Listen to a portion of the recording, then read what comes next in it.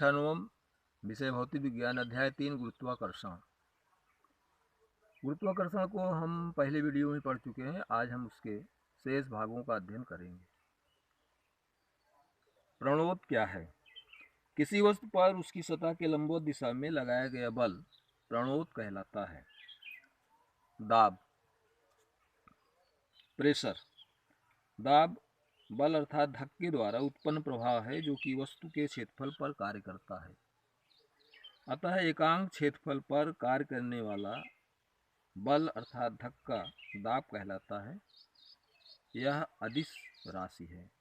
दाब बराबर बल बटा क्षेत्रफल। दाब का एसआई मात्रक न्यूटन प्रति मीटर स्क्वायर होता है, जिसे पास्कल भी कहते हैं।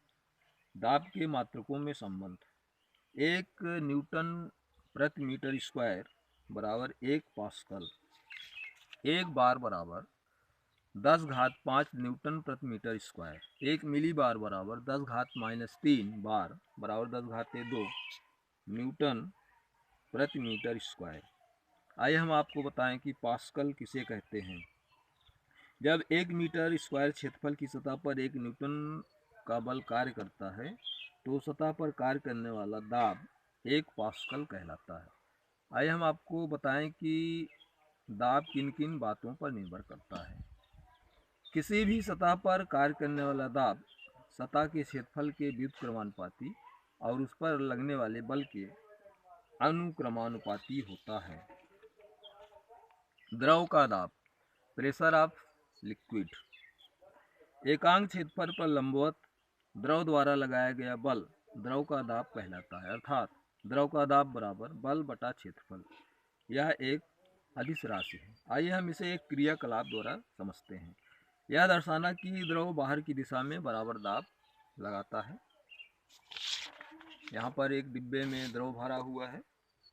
दीवार में एक छेद कर दिया जाए तो इससे सतत द्रव बहना प्रारंभ कर देता है। यदि हम छेद पर अपनी उंगली रख दें तो द्रव का प्रवाह बंद हो जाता है।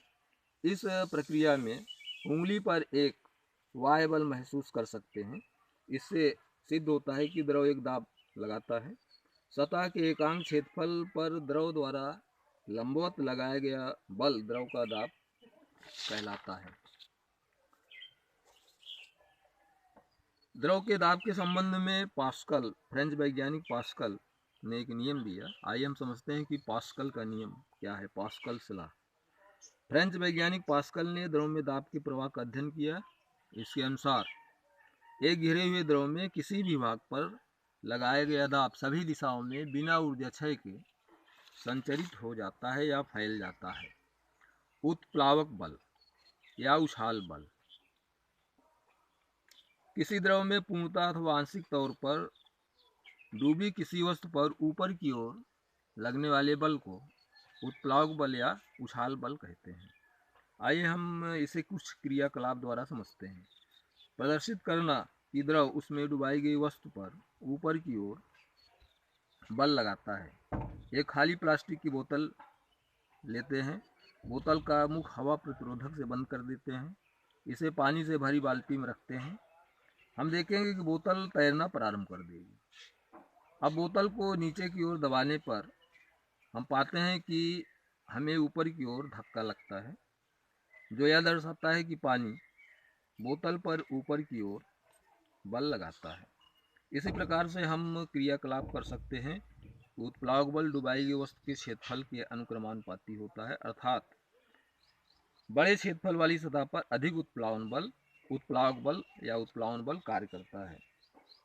प्रदर्शित करना कि उत्प्लावक बल द्रव के घनत्व के अनुक्रमानुपाती होता है। हम पानी लेते हैं, उसमें कुछ नमक मिला देते हैं जिससे विलयन का घनत्व बढ़ जाता है।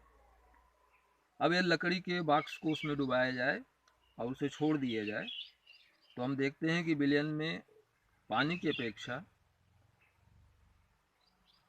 अधिक तेजी से बॉक्स ऊपर उठता है, जो यह दर्शाता है कि अधिक घनत्व वाले विलयन द्वारा अधिक उत्प्लावक बल लगता है।